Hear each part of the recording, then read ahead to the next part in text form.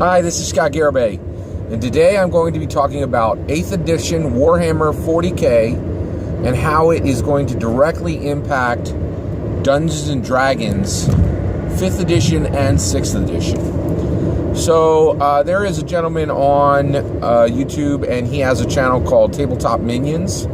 I think he is by far the best coverage for the Warhammer game on YouTube, period, end of sentence. He's very, very good. And he did some great coverage of Adepticon. Adepticon is one of the top tier wargaming conventions of the year.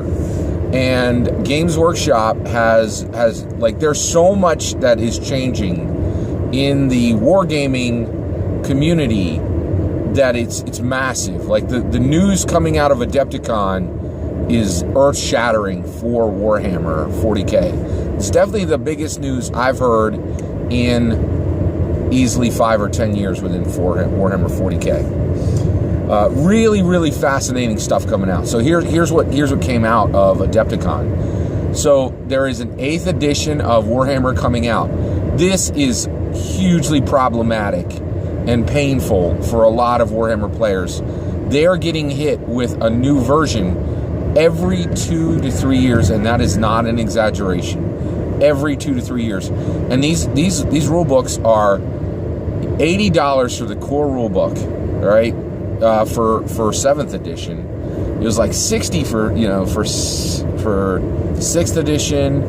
You know, it's brutal on them. And then the books, the books are like $60 a piece, US American, and that's like, it was brutal. Like, these guys are just getting raked over the coals.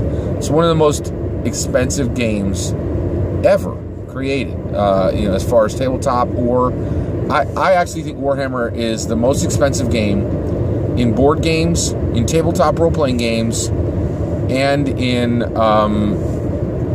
wargaming, right? So it's and it really has space in all of those. Like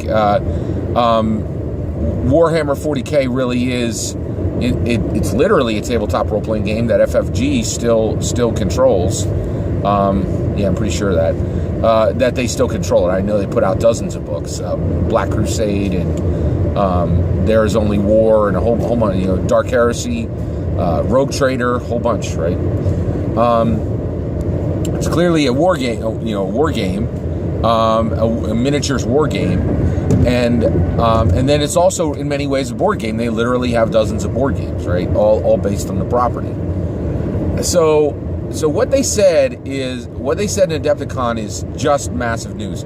So there's just the news of, hey, there's a new core rulebook coming, because it's brutal. Like, it's just a kick in the teeth to their players, because they're going to have to, we'll get there as far as buying something new, but they all bought in, right? And that's tough. It's really tough. Now, I feel like I cheated, because to get my rule book for 7th edition, I bought 2 rule books for $20 a piece on eBay, and they were the tiny little rule books that come in the big $100 set boxes, and so it's just really, really weird stuff. Like, it's crazy. So an 8th edition coming out 2 or 3 years after 7th edition.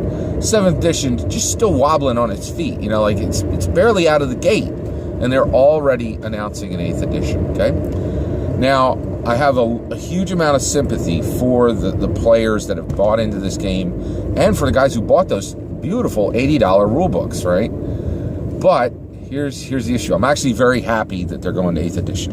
And the reason why is, what they're going to do is they're going to use the Warhammer Age of Sigmar model, right? Now, Warhammer Age of Sigmar is the fantasy Warhammer game, and what they did just a little while ago was they took the Warhammer fantasy game and they dropped it over, and they said, hey, so basically what they did was, the Warhammer fantasy role-playing game is called Age of Sigmar.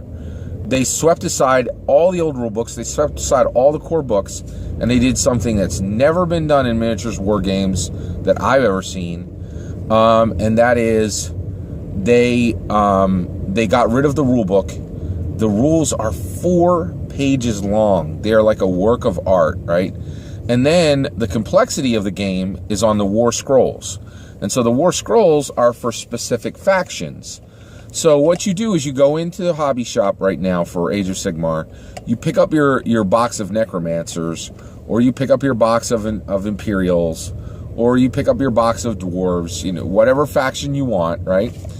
And then you just grab that box, and you can even get boxes that are like, here's all the figs, here's the glue, and here's the paint, all in one box. They're like $30 or $40. You go home, and then you can make just that one little set of people, and then you download the rules, and you download the war scroll for that particular faction. Let's say you got Imperials, right? And you're ready to go. Okay, it's PDF. You print it out yourself, and so the $80 rule book, the $60 rule book, you know, somewhere in there, that traditionally would have been with every other edition, is now gone, right? So they're going to do the same thing with Warhammer 40K. And so one of the things they're thinking about right now is they're going to release war scrolls for all of the existing models, which there's over 1,000 existing models. This is going to be a massive endeavor, right? Now, Games Workshop is scaled up to do it. I mean, they're you know, they're one of the top dogs in gaming. Like, you know, if anybody's going to do this, it's them. So you know, it's a big change, and this is a serious change. What this means for Dungeons and Dragons 5th edition and 6th edition is that they too are going to need to get rid of the physical book. I don't think 6th edition will actually sell a physical book, and that is the change that is coming for Dungeons & Dragons 6th edition, is that I think Dungeons & Dragons 6th edition, the core rulebook, all 3, the PHB, the DMG, and the Monster Manual, will be absolutely free. Take care.